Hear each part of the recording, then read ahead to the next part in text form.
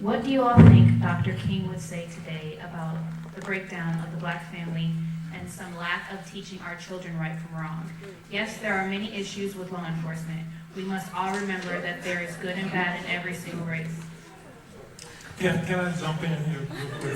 Because I did not want tonight to go without a balanced discussion, because while many are concerned about the issues regarding police use of force, we had 19 children in unincorporated Orange County in 2014 who were shot.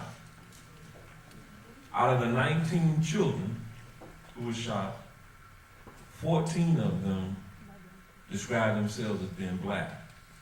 And when this is portrayed in the news, it saddens me that I don't see the same doggone outrage about that. I do. If Black lives matter, they gotta matter all the way. I want to see the same level of concern. We had 71 homicides in unincorporated Orange County in 2014. 39% of those homicides were people of color. If you look at the victimology, people of color who died, in most cases, they were shot and killed by people who looked like them. Talk about all of these issues. If we're going to improve our community, we got to be honest with ourselves. We all have some responsibility to make this place a better place for all of us. I need your help. I need you to be standing with us, trying to reduce crime in these neighborhoods.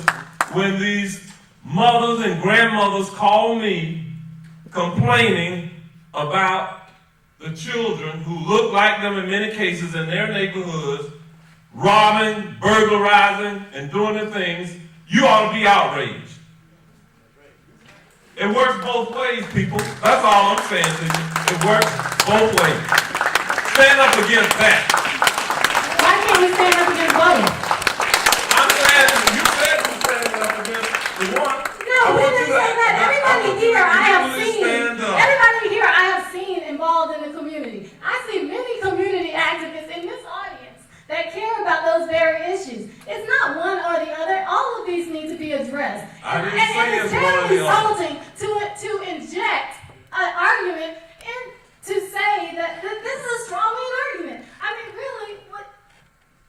So, All I'm saying is, so if we need to work together. so We do. the first thing, And we all agree with that. the first thing I would think that Martin Luther King would say was, let my people vote. Because if Martin Luther King was alive and living in Florida, he would be disenfranchised. He wouldn't even be allowed to vote. That's the very first thing. But then concerning this black on black crime, and there are valid points on both sides. But I want the audience to really take your attention to Michael Vick. When Michael Vick was convicted and sentenced for fighting dogs, and those of you who ever know about dog fights, they're very violent and brutal, bloody. Like cockfights in South Florida where they put the razor blades on the claws, that's a very brutal, violent atmosphere. And those dogs go at each other and they kill each other.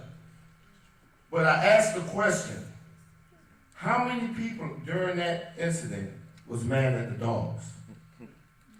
They weren't mad at the dogs. The only thing they said about the dog was trying to find the dogs loving homes. What they were mad at was the person that created the condition in which those dogs were going at each other. What they was mad at was the person that trained those dogs to attack each other and be brutal to each other.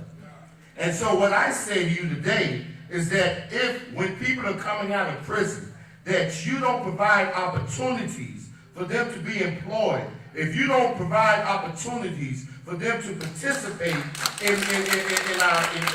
our system, if you continue to ostracize them and don't even have them feel welcome in even our churches or our congregations, then you help perpetuate a system that causes us to go at each other like dogs, which ends up having us being killed and being left in the street like a dog. So while we address this black on black crime, we also got to understand that there's a system higher than that. Going back to that dominant narrative, y'all catch the theme? There's a system higher than that creates these conditions where there's lower unemployment, lower education, right? Where families are being torn apart, where there's no male figure in the home. All of these contribute to that. And then what we have is that catch-22. Because all law enforcement, we get mad at law enforcement saying, well, y'all racial profiling, you brutalizing our kids. But then you turn around and say, wait a minute, you called us in to have us clean up this mess. And so it has to be some kind of reconciliation there between law enforcement and the community. And you have to be willing to say, you know what, let me see what role I played in this in order to help this thing get better. We have to admit some kind of fault in order to start that healing. But don't lose sight of the fact it's a greater system out there that's controlling this.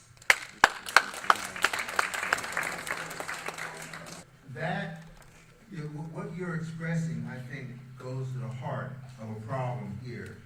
And that is, nobody knows all the facts of what happened in Ferguson. No one knows all the facts of what happened in Staten Island. But isn't that why you have a trial? No, it's not. Yes. You don't, Yes, excuse me, sir, I'm sorry, I have to disagree. That is not why you have a trial. You do not charge somebody with a crime unless you have a good faith basis, you can prove it beyond a reasonable doubt. That is the standard we use for the black man arrested on the street. It's a standard we use for And that standard. I'm just gonna ask That's for one serious. person. Wait, sorry, as a moderator. That's Time out. different, it's offensive. That standard, sir, is based on probable cause. Probable cause. You need to read the oath that my That's- assistants have to take that's whenever they based found on information. Probable cause. If a man is choked to death on the street, We do viewed not by charge any cases. number of different people, the question becomes one, how does that not at least equal probable cause You need for to there to be a determination at trial? You need to look more clearly in the law. Because I will tell you right now that if one of my prosecutors filed a case against anybody under circumstances where they said, I had probable cause, but I couldn't prove it beyond a reasonable doubt, I'd fire him. Well, Flat out. sir, We don't do that. It is but unethical. you don't do it, but that's what the grand jury should have done. And that is the law. And I appreciate the passion for both of these gentlemen. What are you talking about?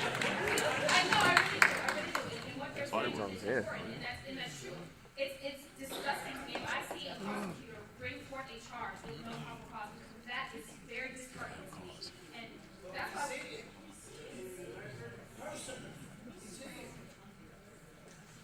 That becomes the thing. I think for everybody here, I'll tell you, if you want to get your news, really, NPR is probably the best place to go if you want to listen to news. BBC, there's just certain stations you have to make sure that you watch. And then also fact find on everything that you, make sure to fact find. So everything on the news is not true. Alicia and I know, I've made mistakes and said things on the news. So everyone, it is not, a lot of times people are talking off the cuff. So just make sure it's up to you to know what you know. Mark Twain said it best, he said, don't let your education don't let your schooling get in the way of your education. Don't let your media get in the way of your knowledge, okay? I don't. One of the difficulties is the fact that government is working isn't a good story. It just isn't. It doesn't have appeal. When we do things right, it doesn't really have a lot of appeal. It's not sexy. When we do things wrong, it is. And it should be. Media should cover us when we do things wrong. But we have to understand that. If we as news consumers need to understand that you're getting a partial picture. The other problem with the media that I have is that the media, for some reason, thinks that it is a better trial system than the one that we've had for 200 years. And that's the part that really bothers me. Watch the news, get some information from it. As Natalie said, understand that part of what you're getting is entertainment and part of it is news. Be an intelligent consumer, and this is why I raised the issue a moment ago about knowing before you decide. Unless you've heard all the evidence in a trial, you can't truly know what your opinion is. And that was one of the beauties of the Casey Anthony case. At least every single word of that was out there for people to judge. And however they came off on it is up to them. But we make decisions based on half information and on opinions that some talking head wants to give us. And the talking head we're generally listening to is the one we already agree with. Folks, we got to be intelligent news consumers. Well, I believe that the media is complicit in promoting that narrative, but I think there's a love-hate relationship, particularly with people of color in the media, because a lot of times when people of color are frustrated and can't seem to get justice through agencies, we're left with no other recourse but to go to the media in hopes of really getting the media to expose whatever injustice that we experience and put pressure on it. But at the same time, we're always, for the majority of the time, we're being depicted in a negative way. One of the things, I've had friends in media who told me that among the cameramen, there is actually a secret competition to see who can get the most jacked up looking person, African American, on camera.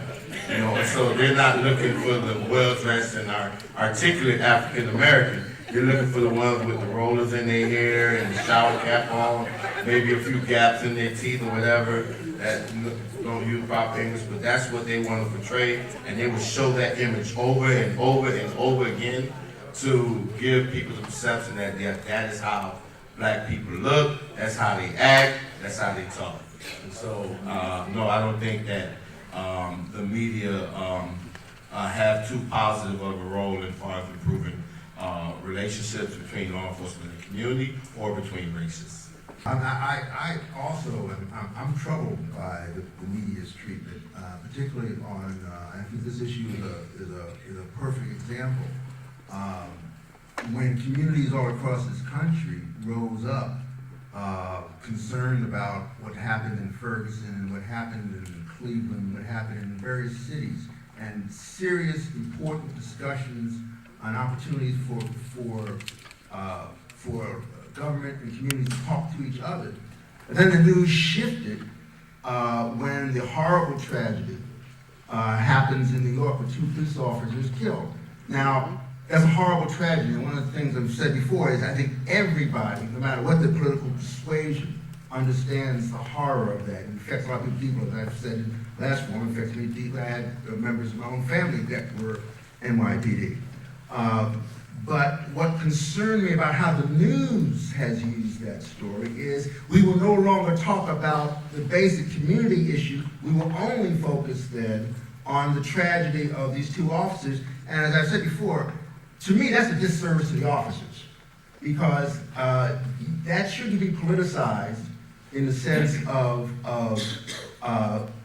basically making their lives or loss of their lives the sort of the quid pro quo for the issues that the community face. And the news does tend to look for sensationalism and the sensational part of that story. And I think Jeff just made my earlier point with what he said about the Casey Anthony case. Absolutely right.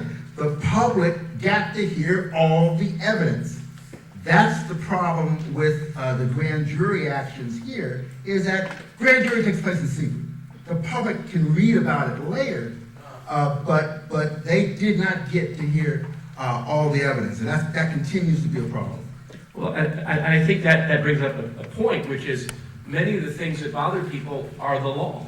We don't have the luxury to ignore the law. We don't have the luxury to say, well, grand jury is by law secret, and it's a crime to reveal it, but what the heck, I'm going to do it anyway.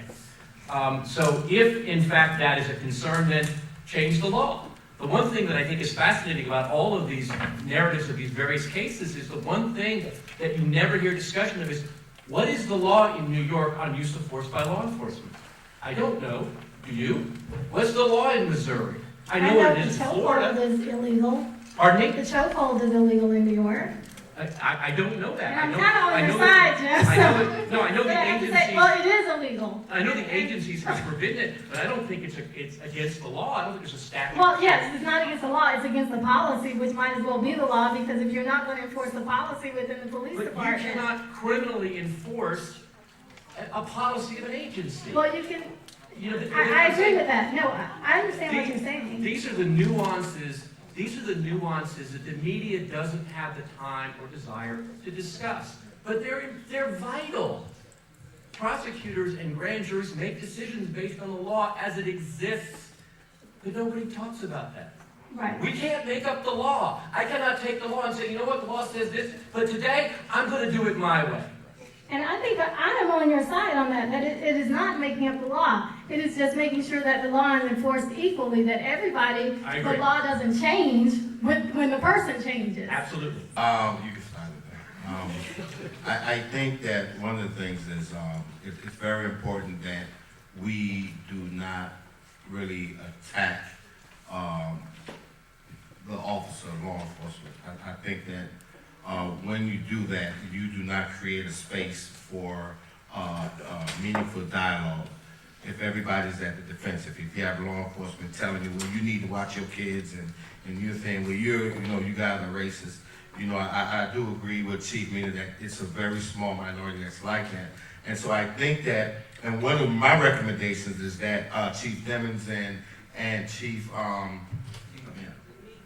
Mina, would actually get within the community, but take their uniforms off and their guns, and just dress like normal people, and get to meet with some of our young people and some of our community activists, so that uniform would not serve as a barrier, and I think that would help stimulate conversations, that we're all human beings, whether we're black, white, law enforcement or not. We need law enforcement, and we need them to be effective, and we have to be willing to engage in some meaningful dialogue and relationships in order to make that happen.